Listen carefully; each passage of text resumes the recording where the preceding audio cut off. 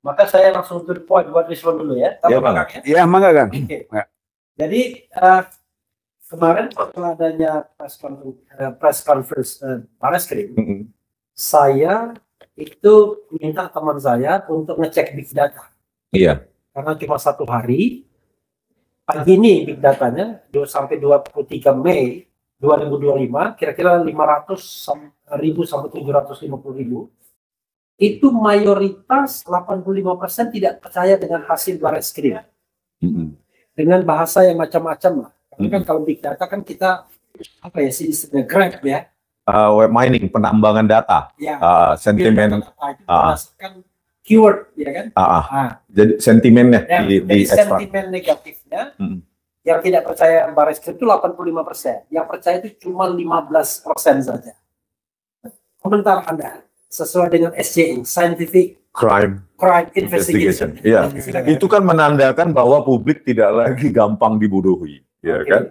Bahwa yang diumumkan oleh Dirtipidum kemarin ya hanya narasi, bahkan menampilkan yang versi berwarnanya saja di apa mereka di monitor mereka tidak berani.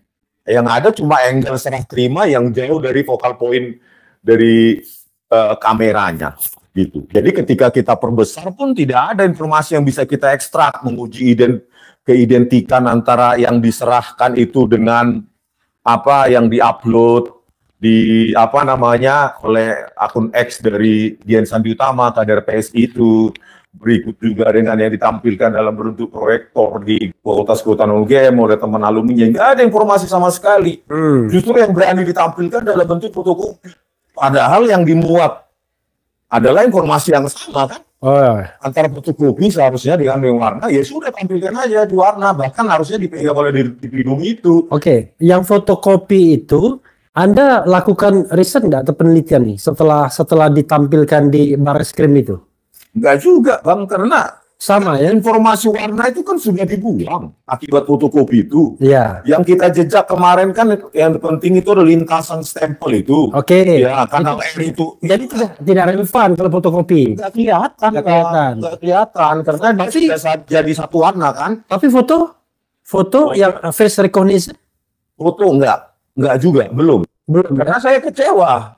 Kenapa Dirtipidum berani mengatakan identik ya, bukan identik ya, identik. Tetapi menampilkan yang as-it-is nggak berani. Ini kan pertanyaan publik, makanya kembali lagi ke sentimen analisis tadi 85% ya. Iya. 80% itu menjadi negatif. Berarti kan publik sudah tercengah. Intinya 85% tidak percaya dengan hasil Barreskrim. Iya, artinya sentimen negatif terhadap Barreskrim kan. Iya. Tidak percaya terhadap apa temuan-temuan Barreskrim karena memang tidak berani secara terus terang, bahkan harus dipegang dong, jangan dibalikkan dulu seperti rilis polisi lainnya, bahkan semua barang bukti seperti kasus KM50 celuritnya ditunjukkan, direkonstruksi segala macam, itu nggak ada. Jadi ini sepertinya by design ya, karena kelihatannya pelaku press conference itu tahu betul harus menampilkan ijazah warna itu dalam sudut apa yang memungkinkan angle yang memungkinkan respon tidak bisa analisa ya gitu. Karena ketika kita lakukan zooming kan ada penggandaan pixel di sini. Nah, penggandaan pixel itulah yang menyebabkan blur, kabur. Gitu. Jadi ketika kabur ya informasi nggak dapat. Saya lakukan dengan super resolution juga gelap sudah. Karena di publik mereka mengatakan, oh kami udah tampilkan tuh fotonya, tetapi mereka pandai, mereka tampilkan fotokopinya, sehingga Anda tidak bisa lagi melihat lintasan warna merah cap itu, tapi untuk berwarnanya agak miring sehingga tidak bisa diteliti. Iya, kan kalau fotokopi kan selain informasi warna juga tekstur dari kertas itu juga kan hilang. Gitu. Kalau kita bicara kemarin itu yang misteri gas ya. Untuk master plot yang itu kan jadi hilang informasi serat kertas, terus warna-warna dari kalau fotokopi kan dia terjadi pembulatan, penghitaman, walaupun dia harusnya dia abu-abu, dia dikonversi menjadi hitam. Itulah kelemahan dari fotokopi, Bang. Jadi mereka mengambil 7 ijazah yang dari teman-teman Jokowi. Tapi kemudian yang dibandingkan itu cuma 3. Apa pendapat Anda? Kok bisa begitu? Padahal kalau misalnya memang mereka yakin itu tamatan 85 semua, mestinya kan 7-7-nya dibandingkan. Ya itu Bang. Gitu. 3 pun nggak disebutkan Ya. referensinya karena kan yang dilakukan uji keidentikan. Berarti uji perbandingan, Ya. uji pencocokan, Ya. berarti antara objek A dengan objek B. Ya. Itu tidak menjawab autentisitinya, keasliannya kan Bang. Oke.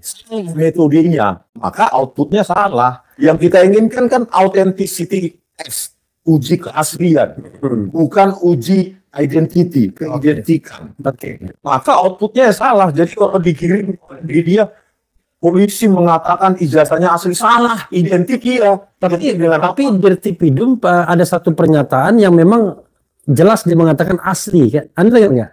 Enggak.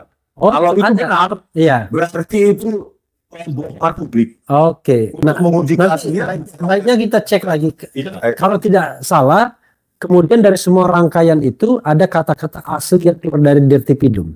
Tidak hanya identik. Kalau ada, Ya. berarti dia sengaja menggiring publik. Karena yang gini, ujinya uji keidentikan. Bagaimana outputnya asli?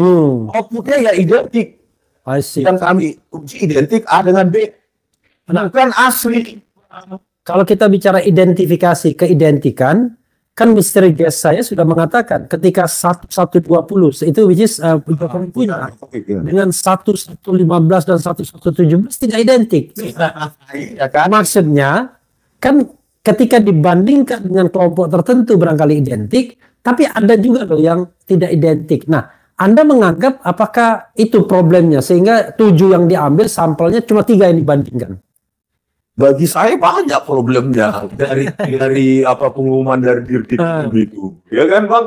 Kalau dia mengatakan scientific crime investigation berarti science. Ya. Science berarti dia punya metodologi. Metode yang harus bisa repeatable, harus bisa diulangi oleh peneliti lain. Berani terbuka, berani transparan, berani diuji dan diulang prosedur mereka, metode mereka, output mereka berapa. Iya, iya. Kemarin nggak ada kan technical report seperti itu. Apa metodenya, metodologinya bagaimana, outputnya bagaimana. Sehingga nanti ketika kita di pengadilan, ya bisa menggunakan technical report itu. Metodenya apa, metodologinya, prosedurnya bagaimana, terus outputnya bagaimana. Untuk crossfire gitu Ya, ya. itulah sains Bang. Harus repeatable.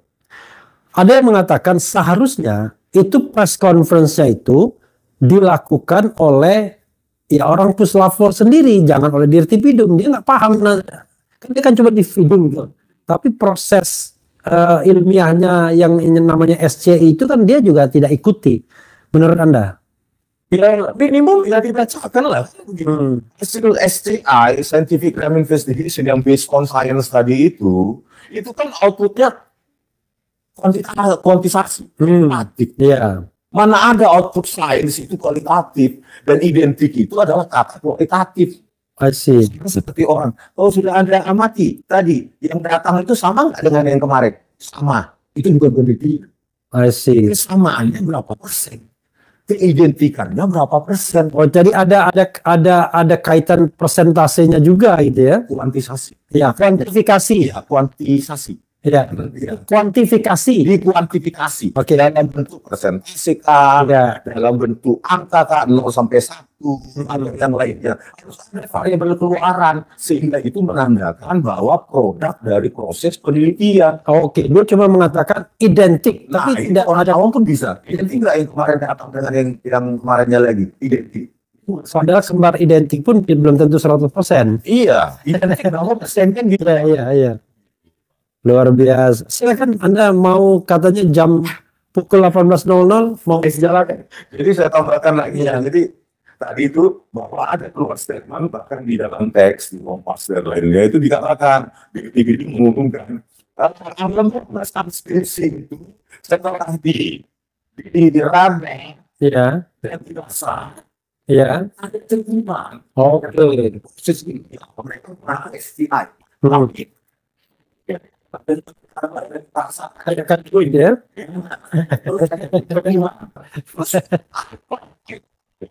yang dulunya ada perasaan itu. Oke. Nggak sains bang. Ini kan negara kacau. Makanya rakyat tadi sentimen negatif. Oke. Oke, makasih ya, tapi oke. Apa saya dibalikin juga?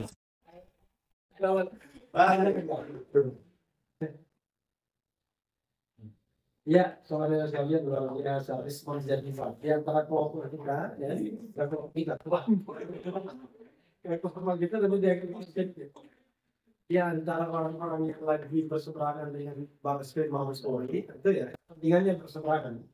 Itu beliau setelah yang paling paham soal sains ya, soal IT sehingga dia bisa menjelaskan dari sudut bagaimana bisnis proses di IT tersebut. Tapi Kang Ritter ini orang yang penting juga karena selain calon tersangka juga orang yang paham hukum juga. Oh, luar biasa ganti mic. Oh, oke. Kenapa diganti mic-nya? Ini juga. Ya. Itu enaknya kalau di latihan channel kita juga nonton semua. Ya, oke. Nikah. Ya, sambil pasang mic ya. Jadi Kang Rizal ya. Siap, Bang. Kalau dilihat dari prosedur hukum yang Anda pahami ya, karena kita kan barangkali bukan spesialis pidana, tetapi mungkin Anda bisa memberikan semacam tambahan. Iya. Apa yang Anda lihat kejanggalan-kejanggalan dari apa yang disampaikan atau apa yang dilakukan oleh Barreskrim ini? Iya. Silakan eksplorasi sebanyak-banyaknya. Sampai saya memonitor bagaimana sentimen positif dari sisi proses kita ini. kira mungkin seperti anti klimaks dari segi prosedur itu dan bisa berujung pada prosedur yang keliru. Kenapa? Karena awalnya ya setelah ada informasi lidik, kemudian ada surat perintah penyelidikan, kemudian bergerak gitu dan berujung sebagaimana diinformasikan akan ada gelar perkara gitu kan untuk menentukan bagaimana tindak lanjut kan gitu. Nah, gelar perkaranya ternyata gelar perkara internal. Oke. Padahal keputusan yang menentukan gitu kan, termasuk yang disebut dengan bisa melakukan penghentian penyelidikan. Itu seharusnya gelar perkara yang lebih terbuka dan bersifat lebih banyak pesertanya, baik termasuk juga pihak pelapor gitu kan, TPUA harus diundang. Itu TPUA bisa juga mengajukan saksi ahli misalnya, ahli ya, saksi dan ahli, gitu kan boleh gitu kan, bahkan diperdebatkan di situ forum gelar perkara itu. Tapi faktanya enggak, itu sepihak gitu. Saya kira itu pelanggaran prosedur gitu kan dari yang semestinya. Yang menarik adalah orang bingung. Ini penyelidikan, tapi penyelidikan terhadap laporan informasi. Belum diterbitkan LP-nya. Konon katanya kalau ini ditingkatkan belum sampai pada penyidikan, nanti baru masuk penyelidikan, baru memulai penyelidikan, tapi laporan polisi, LP, karena diduga ada tindak pidananya kan begitu. Saya membayangkan bagaimana ya sebuah prosedur yang tertutup tiba-tiba menghentikan sebuah proses. Iya, itu kan berbasis dari narasi atau frasa klarifikasi. Gitu. Saya kira klarifikasi ini makhluk yang bersayap banyak. Gitu maksudnya. Dari sisi hukum nggak jelas. Nggak jelas gitu kan. Bahkan kalau bisa dibuat berita acara klarifikasi itu kan seperti berita acara pemeriksaan. Saya kira ini perlu diluruskan dari sisi hukum acara. Dalam KUHP kan nggak dikenal gitu, tapi ini dikembangkan. KUHP ya, KUHP. KUHP aja, KUHP. Gitu kan, tidak dikenal. Nah sekarang ternyata ini menjadi model, bahkan modus gitu kan yang bisa ke sana ke sini, termasuk bisa saja akhirnya mendekatkan kepada status. Ada kesan begini, kalau ada laporan tentang sebuah tindak pidana, kan sikap seorang penyelidik atau penyidik biasanya membuktikan apakah laporan itu benar. Kan gitu ya? Biasanya premisnya begitu, hipotesa. Tapi kok terkesan ya dalam kasus ini penyelidik membuktikan bahwa laporan itu tidak benar. Ya. Jadi maksudnya sikap dasarnya itu adalah Ya itu. Ini mau melakukan proses untuk melayani pengaduan itu, atau dia ingin menjadi katakanlah banker dari kepentingan lain. Makanya itu sebetulnya jadi yang saya sebut awal itu Bang, anti klima. Iya, iya. Gitu. Pada awalnya kan seperti betul penyelidikan itu kan gitu. Iya. Tapi ujungnya bahkan sesuatu yang sangat penting itu tidak dihadirkan. Katakanlah dalam bukti-bukti yang diajukan oleh TPUA itu kan ada videonya Dr. Ismon, ada videonya Dr. Roy, itu kan bahkan jumlahnya cukup banyak untuk video itu. Dan tidak dipertimbangkan sepertinya. Jangankan dipertimbangkan. Dilihat saja nggak, jangan-jangan. Harusnya dipanggil, ikut diperiksa. Setingkat Jokowinya saja gitu kan, diperiksa gitu kan, atau diminta keterangan. Ini figur penting dalam yang sudah dijadikan alat bukti oleh TPUA. Tidak gitu. Makanya nanti timbul bias-bias, terutama pada hal yang sifatnya tadi yang sampaikan Dr. Ismon, muncul itu yang semestinya itu sudah terklarifikasi dini masalah tadi, sehingga kesimpulannya bisa tidak semena-mena seperti ini, dihentikan gitu kan, atau tidak ditemukan tindak pidana gitu kan. Itu kesimpulan yang juga dari segi itu tiba-tiba munculnya gitu. Iya, saya merasa ya, kok seperti tidak ada perlakuan yang setara gitu. Jadi pihak pengadu atau pelapor ya, karena aduan masyarakat, dia laporan terhadap pengaduan masyarakat, itu tidak dimintai keterangan yang cukup, yang adequate sesuai dengan bukti yang dia lakukan. Termasuk misalnya pelapor utamanya Egy Sujana, yang kita tahu lagi sakit. Kok nggak ditunggu gitu loh? Sebenarnya dia juga penentu, gitu kan? Kenapa dia nggak ditunggu? Sekarang saya lihat dia hari ini protes dia itu, ini terkesan bahwa ketika dia video menyampaikan di awal, terkesan bahwa Egy Sujana seperti dianggap mangkir, 2 kali nggak datang katanya. Kemudian mempermasalahkan TPUA juga yang tidak terdaftar di AFU gitu. Jadi ada kesan di awal itu cenderung mendiskreditkan TPUA dan Egy Sujana. Menurut Kang Rizal gimana? Ya itu terasa, tapi salah gitu menurut saya, karena misalnya TPUA harus ngerti dulu kan, TPUA itu tim pembela ulama dan aktivis, gitu. Berarti tim. Masa tim harus terdaftar di AHU? Itu kalau itu organisasi, ormas gitu kan, atau yayasan juga atau apapun namanya, ini kan tim yang hanya merupakan kelompok keperluan sesaat.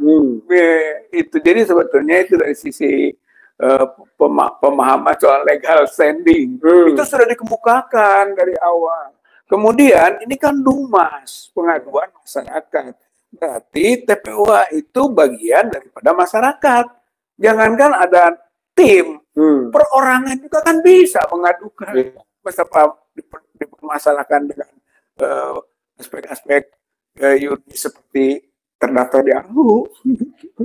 Padahal orang asing pun bisa juga melaporkan itu kan? Bisa, namanya. Orang melihat kejahatan siapapun bisa melapor. Kang, yang jelas pernyataan dari Barreskrim atau Mabes Polri ya, mengatakan bahwa tidak ditemukannya unsur pidana di dalam laporan masyarakat tentang dugaan pemalsuan dokumen yang dilakukan oleh Joko Widodo atau Jokowi. Sementara kasus pengaduan ke Polda Metro Jaya masih berjalan. Apa yang Kang Rizal ingin lakukan dan teman-teman? ke depan. Dengan catatan bahwa masih ada perkara perdata di Solo yang barangkali bisa jadi sebagai ajang untuk pembuktian. Silakan. Sebenarnya dari sisi pernyataan bahwa tidak ditemukan unsur-unsur pidana, berarti sebetulnya bisa memberi ruang pada perdata. Oke. Gitu.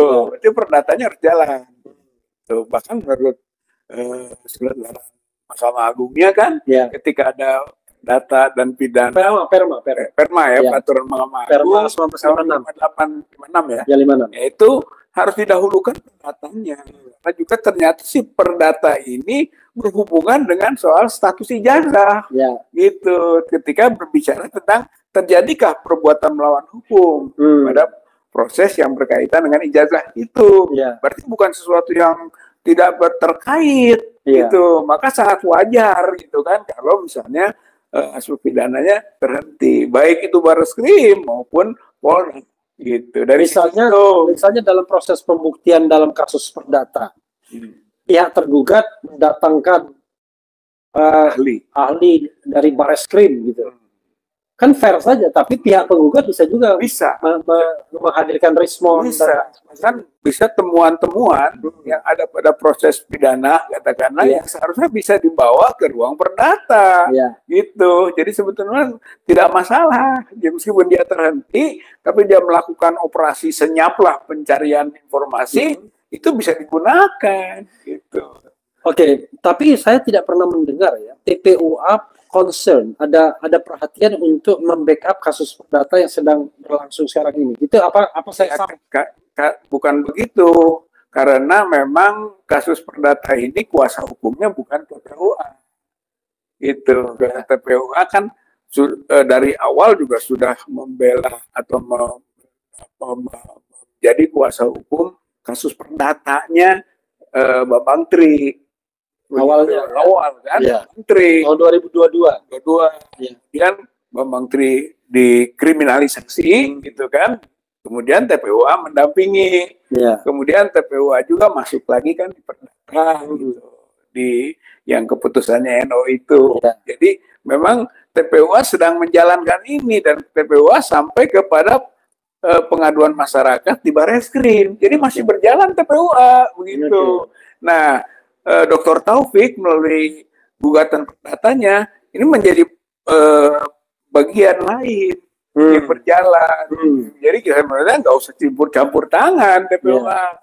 Begitu juga yang di Sleman kan gugat juga itu walaupun tidak irisan-irisan kasusnya, tapi bergerak berjalan bersama-sama. Gitu. Kalau menurut saya mah bukan tidak peduli, sebetulnya saling support, gitu kan dari pandangan-pandangan keahlian dan sebagainya, itu terkomunikasi berjalan. Gitu. Dan selain di Solo ada juga gugatan di Sleman. PN Sleman, tapi yang tidak Jokowi digugat kalau tidak salah. Yang digugat itu UGM rata-rata. Ya. Mulai dari rektor, wakil rektor, tugas perpustakaan, Kasmujo juga. Kasmujo kena getahnya.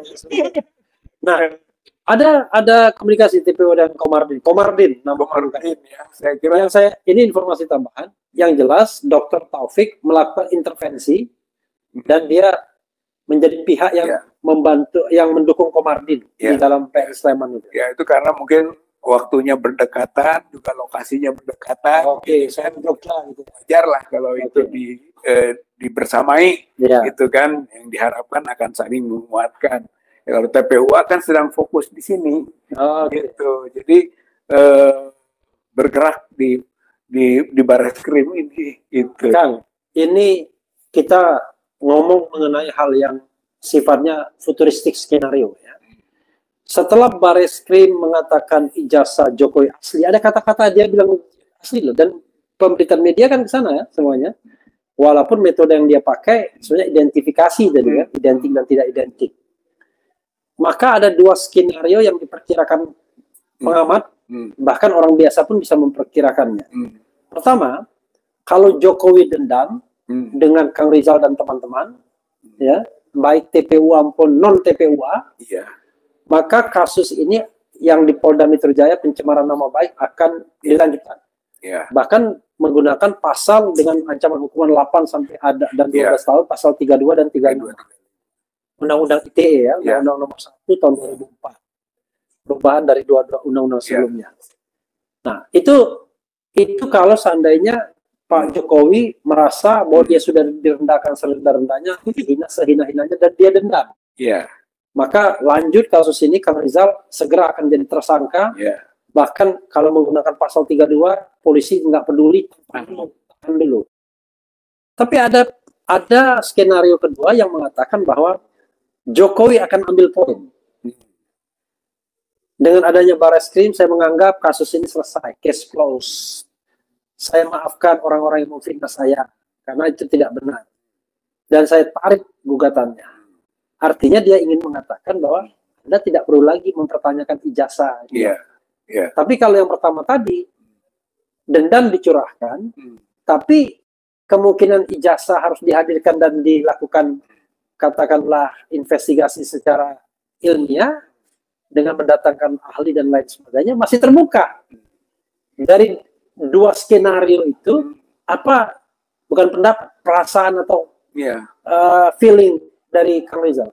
Kalau baik skenario satu maupun skenario kedua, itu masih kita nilai, gitu kan, itu masih proses. Gitu kan. Jadi TPUA ataupun mungkin yang lain, teman-teman kita, itu masih belum menganggap putusan Barreskrim itu final. Makanya TPUA akan membuat surat ini. Gitu, buat surat ke Wasidik. Kemudian mungkin tembuskan ke berbagai pihak. Bahwa ini harus dilakukan gelar khusus. Begitu. Gelar perkara khusus yang melibatkan juga pengadu. Yang melibatkan ahli, yang melibatkan pihak-pihak yang punya kepentingan. Intinya transparan. Transparansi, karena masalahnya nggak bisa pengumuman sepihak. Lalu sudah di framing, seolah-olah divonis bahwa ijazah asli. Lalu kita semua tidak boleh lagi mempersoalkan. Berarti itu sudah memutuskan satu proses hukum yang sebenarnya gitu. Jadi, banyak orang yang kemudian berlindung di balik prosedur formal. Kan kepolisian adalah lembaga yang diberikan kewenangan oleh negara bla bla bla bla dan lain sebagainya. Sehingga wajar dong kalau dia memutuskan dan lain sebagainya. Tapi kepolisian itu kan bagian dari satu proses. Namanya penyelidik, penyidik. Tapi kan nanti akan masuk ke kejaksaan. Kejaksaan masuk pengadilan. Jadi jangan dianggap final. Itu Integrated Criminal Justice System. Nah, begitu. Jadi karenanya nanti pengadilan lah yang mengambil keputusan. Jadi dorongan kita untuk sampai menghentikan penyelidikan saja masih kita bisa masalahkan. Gitu. Makanya tadi usulan dari TPUA nanti bikin surat untuk bisa dilakukan gelar ulang. Maksudnya ulang itu dengan komponen yang berbeda. Tuntutannya gelar perkara ulang, itu ya? Gelar perkara ulang itu paling tidak melibatkan siapa saja nanti? Pertama pihak TPUA sebagai pengadu. Pertama kepolisian dong. Kepolisian otomatis dia yang memproses kan gitu. Yang keduanya ya pengadu biasa. Ketiganya ahli gitu. Saya kira yang paling pokok itu. Bagaimana kalau misalnya pihak Pak Jokowi juga mau dilibatkan? Ya itu haknya. Dia kan untuk membela diri. Makanya pihak-pihak lain yang berkepentingan. Itu saja gitu. Kalau orang punya kepentingan nggak boleh. Jadi paling tidak polisi sendiri. Kemudian yang kedua dari TPUA, lalu ada ahli yang diajukan TPUA maupun ahli yang diajukan polisi. Boleh saja. Ahli yang diajukan pihak Jokowi juga boleh. Tapi yang penting karena itu khusus ulang, ya kan, dan mengkritisi juga gelar perkara yang normal, terbuka untuk publik. Kata kuncinya itu di situ, Bang, terbuka, gitu, sehingga apapun produknya nanti bisa diuji oleh publik. Itu yang paling penting begitu. Bahkan diuji oleh dunia, Oleh dunia. artinya boleh saja lembaga-lembaga lain melakukan analisis ataupun pengujian atau riset-riset mengenai ini. Bebas saja dengan begitu, objektif produknya, itu bukan produk rekayasa, itu produk kepentingan. Kang, Kang Rizal kan sudah diperiksa ya untuk dua proses ini, baik di Barreskrim maupun di Polda Metro Jaya. Sejauh ini ada nggak proses lanjutannya?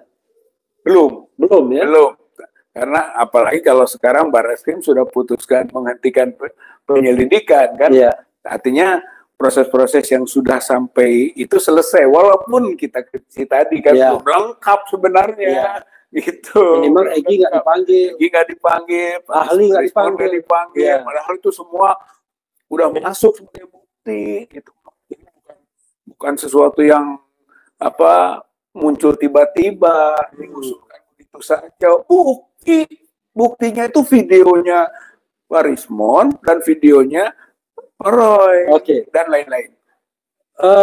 Kita ini misalnya ya komplain ke Karowasidik, nanti orang akan bilang, ini kan jeruk makan jeruk. Mungkin kalau dalam kasus lain masih ada peluang, tapi ini kan kasus mantan penguasa 10 tahun. Ya, jangankan Karowasidik, orang menganggap ini, frankly speaking, Kapolri saja masih tunduk, kan menganggap orang itu opini ya. Praduga tak bersalah, tapi opini itu kan nggak bisa disalahkan. Tapi ini kan upaya minimal. Itu yang bisa kita lakukan. Gitu, bahwa jangan sampai gelar perkara dan dipublikasikan bahkan di framing, gitu kan, yang harus otentik jadi hanya yang identik jadi otentik, gitu kan. Nah, itu framing kan jadinya.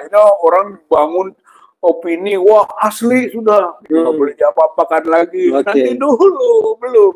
Maka upaya kita, gitu kan, ayo gelar perkaranya dengan melibatkan komponen yang lebih daripada seperti kemarin. Gitu. Dengan begitu, maka publik terpulihkan dan tercerahkan. Tapi kalau bilang publik terpulihkan dan tercerahkan, kalau dari big data yang kita lakukan ya, teman saya yang melakukannya yang memang biasa mengolah big data, sudah 85% nggak ya, tidak percaya. Saya kira tercerahkan itu adalah menyamakan dengan big data itu.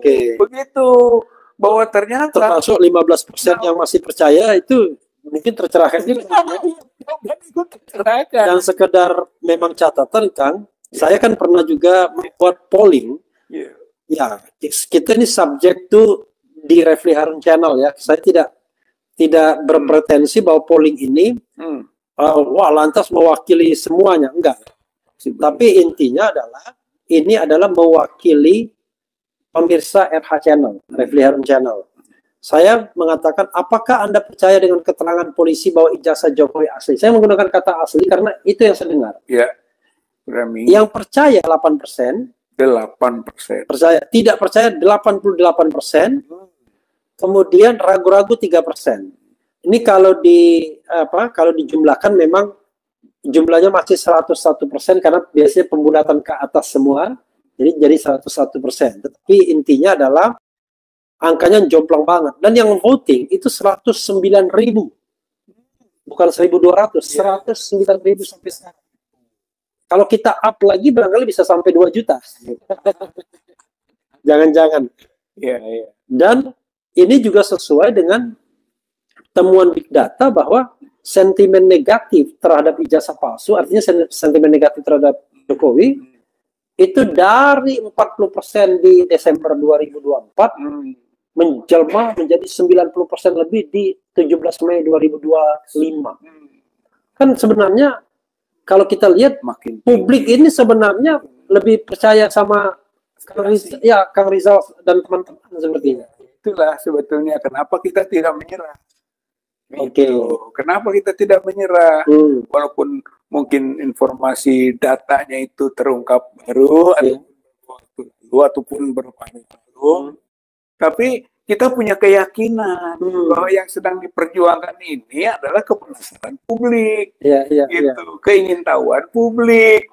Bahkan sudah sampai kalau memang benar gitu kan terjadi pelanggaran-pelanggaran hukum, publik itu ingin segera menghukum gitu, para pelanggar hukumnya gitu. Dan itulah aspirasi.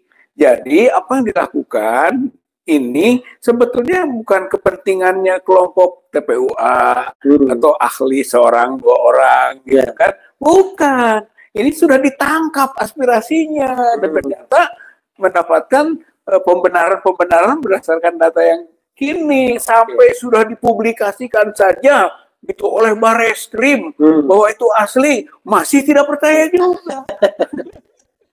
Oke, luar biasa, Kang. Kita belum maghrib, tapi Kang Rizal mualaf, Safir, mualaf. Silakan Kang, closing statement, sampaikan hal-hal yang barangkali. Oh ya, pertanyaan lain. Kemarin ke Komnas HAM, kemudian mau ke Karwasidik, mau kemana lagi? Mau ke DPR. DPD diulangi. Mungkin nanti ke Kompolnas. Gitu kan. Atau ke lembaga-lembaga yang lain lah yang kita anggap penting nantinya gitu muncul. Tapi itu adalah dalam rangka bukan kita mengemis. Itu apa sampai mengatakan sudah menyerah sini minta perlindungan. Takut. Tidak. Was-was gitu. Tidak. Ini berbasis keyakinan bahwa ini harus tersosialisasikan dari kepentingan Komnas HAM, kepentingan Kompolnas. Mereka harus pay attention. Harus dong. Karena mereka sudah dibayar oleh publik. Apalagi yang jelas kasus ini kasus boleh ditanda kutipin skandal, skandal nasional bukan skandal internasional ini. Ini nggak boleh dibiarkan. Skandal nasional dan skandal yang mungkin berskala internasional. Peluang. Closing statement kan? Ya, intinya adalah bahwa dari awal yang diinginkan adalah terpublikasikannya dokumen, gitu kan? Dari kesukarelaan Jokowi menunjukkan, gitu kan? Atau UGM secara transparan menjelaskan, gitu kan? Tapi ternyata dua-duanya tidak. UGM menyembunyikan, gitu kan? Bahkan diduga menyembunyikan. Kalau nggak diduga nanti dipermasalahkan. Iya, diduga keras. Menyembunyikan. Kemudian Jokowi diduga keras. Gitu kan, menyembunyikan juga. Akibatnya masyarakat yang rugi. Gitu. Pertanyaan ini akan berkelanjutan. Gitu ya, buktinya yaitu tadi aspirasi sampai sudah diumumkan oleh Bareskrim saja masyarakat masih bertanya. Saya kira ini adalah menggambarkan perjuangan harus berlanjut. Insya Allah, karena ini tujuannya mencari kebenaran, bukan pembenaran, bukan mencari kesalahan, apalagi ingin mencemarkan. Ingin menghinakan serhina-hinanya, ingin merendahkan serendah-rendahnya, bukan itu, tapi mencari kebenaran material, kebenaran sebenarnya, apakah gitu ijazah dan skripsi Pak Jokowi itu asli atau palsu? Dugaannya palsu. Oke, saudara sekalian, itu dari Rizal Fadila ya, tidak menyerah. Walaupun Bareskrim sudah mengemukakan soalnya, tersebutlah Rizal Fadila yang tidak akan menyerah, walaupun Bareskrim sudah menyertakan soalnya. Wassalamualaikum warahmatullahi wabarakatuh.